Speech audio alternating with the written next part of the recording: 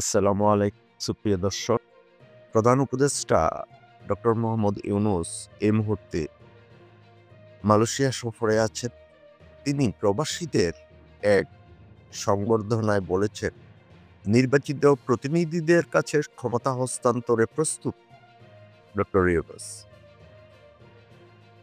অন্তর্বর্তী সরকার এখন নির্বাচিত প্রতিনিধিদের কাছে ক্ষমতা হস্তান্তর প্রস্তুত বলে জানিয়েছেন প্রধান উপদেষ্টা ডক্টর মোহাম্মদ ইউনূস।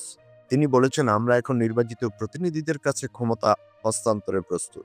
আমি ইতিমধ্যে নির্বাচনের সময় ঘোষণা করেছি এবং নির্বাচনে প্রবাসীদের ভোটাধিকার নিশ্চিতে সরকার কাজ করছে। আশা করছি এবার আপনাদের নতুন অভিজ্ঞতা হবে।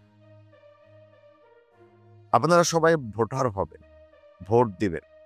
নির্বাচন কমিশনারের সঙ্গে আমরা এ বিষয়ে আলোচনা করেছি, তারা প্রস্তুতি নিচ্ছেন।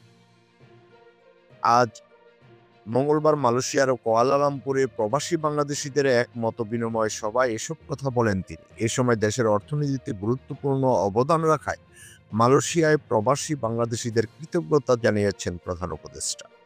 সভায় আরও উপস্থিত ছিলেন পররাষ্ট্র উপদেষ্টা মোহাম্মদ তৌহিদ হোসেন, প্রবাসী কল্যাণ ও বৈদেশিক কর্মসংস্থান উপদেষ্টা ও অধ্যাপক আসিফ নজরুল।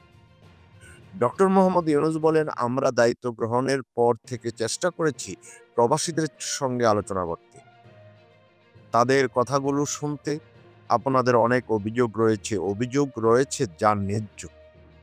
আমরা এই সমস্যাগুলো সমাধানের জন্য ধারাবাহিকভাবে চেষ্টা করে যাচ্ছি, জটিলতা কমানোর চেষ্টা করে যাচ্ছি।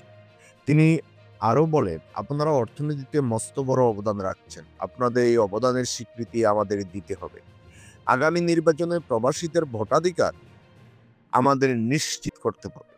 পাসপোর্ট সংক্রান্ত জটিলতা নিরসনে সরকার খুব দ্রুত ব্যবস্থা নিয়েছে এবং সরকারি সকল সেবা প্রবাসীদের কাছে পৌঁছে দিতে নাগরিক সেবা বাংলাদেশ উদ্যোগ নেওয়া হচ্ছে বলে জানিয়েছেন প্রধান উপদেষ্টা। এর পাশাপাশি প্রবাসীদের জন্য একটি বিশেষ অ্যাপ তৈরির কাজ চলছে, যাতে করে বিশ্বের বিভিন্ন দেশে অবস্থানরত সকল প্রবাসী বাংলাদেশি এক প্ল্যাটফর্মে কানেক্টেড থাকতে পারে, জানিয়েছেন প্রধান উপদেষ্টা। বাংলাদেশের অর্থনীতি বিধ্বস্ত অবস্থা থেকে ঘুরে দাঁড়ানোর ক্ষেত্রে প্রবাসীদের ভূমিকার উল্লেখ করে প্রধান উপদেষ্টা বলেন, দেশের পরিস্থিতি এখন অনেকটাই স্বস্তির জায়গায় ফিরেছে। অর্থনীতি ঘুরে দাঁড়ানোর ক্ষেত্রে আপনারা বড় অবদান রেখেছেন।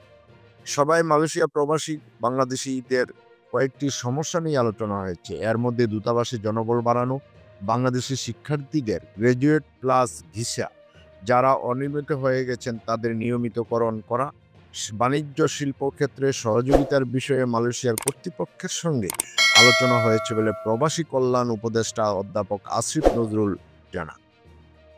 বিভিন্ন পেশা শ্রেণী, সংস্থা ও ব্যবসায়ী প্রতিনিধিরা এ মত বিনিময় সভায় অংশ নেন। যদি এরকমভাবে সঠিকভাবে কাজ করে যেতে পারে তাহলে ভবিষ্যৎ ভালোই হবে।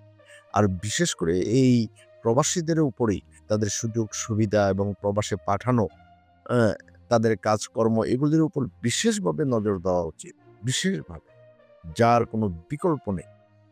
আর ওনারাই অর্থনীতির বিরাট বড় চালিকা শক্তি। আজ এ পর্যন্ত। ভালো থাকবেন। আল্লাহ হাফেজ।